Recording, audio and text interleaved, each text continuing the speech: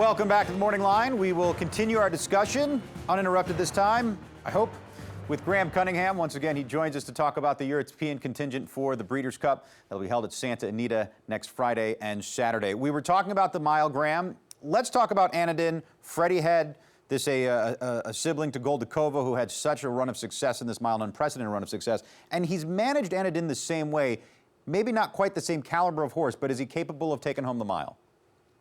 I think he's capable of going really well. He's 0 from 8, but he's been beaten by some tremendously good horses. He was a couple of lengths behind Toronado at Royal Ascot.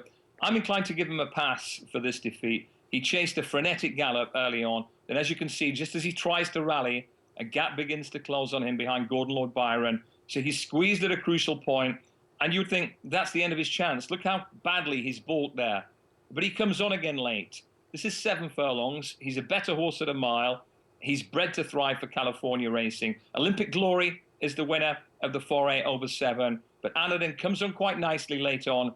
And I think he's the type of horse who could run really well here. Toronado has better form.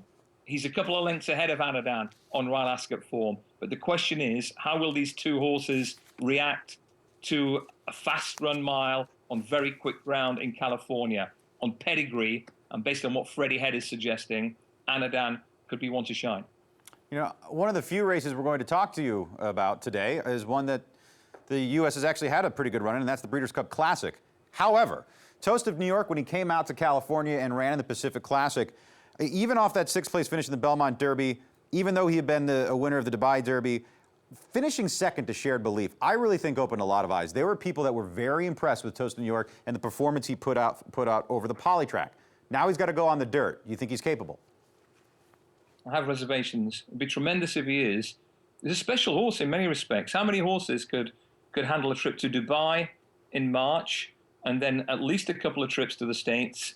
This is that performance behind Shared Belief, and he gets squeezed slightly at the head of the lane, and he stays on really well. But you guys are better judges than me. How much of a difference is it to go from this surface at Del Mar to the new dirt surface at Santa Anita? We pined for the days when you had the pro ride at Santa Anita, but it isn't there anymore. And it is a significant question for any horse first time on dirt. That said, you'll recall Declaration of War ran a superb race first time on dirt in last year's Classic, but there's a difference. He was bred for the dirt. It's hard to say for sure that Toast of New York is. Yeah, Graham, I mean, the dirt track at Santa Anita couldn't be more different than the poly track at Del Mar. But again, at this stage of my life, my memory isn't as good as it used to be. But I thought I recalled that after the UAE Derby, they won that race. The connections were asked if they were considering going to the Kentucky Derby, and they said, well, he's not a dirt horse.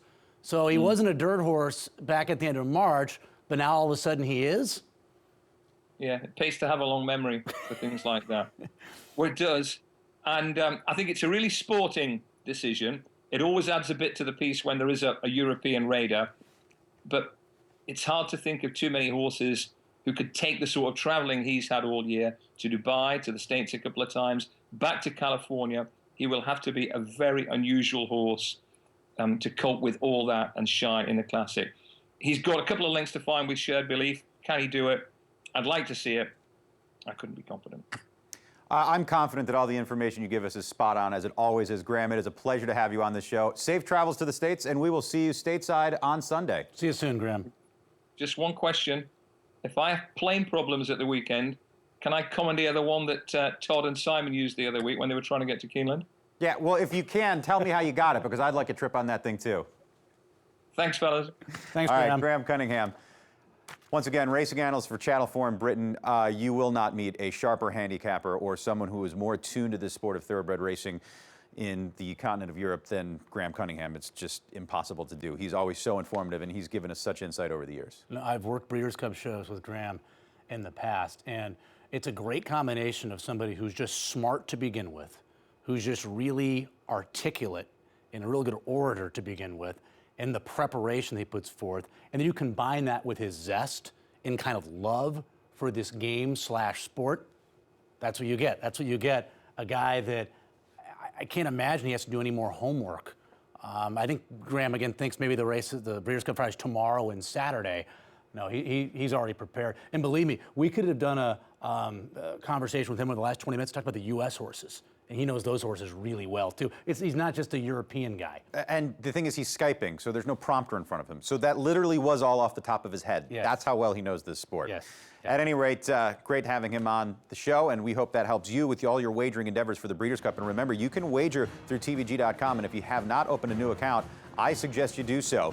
Bet $200, you'll get $150. The details are at tvg.com, 4njbets.com, or pabets.com. The only detail you need to know is a free $150 when you sign up for a new account between now and the Breeders' Cup. We will continue more on the Morning Line after this.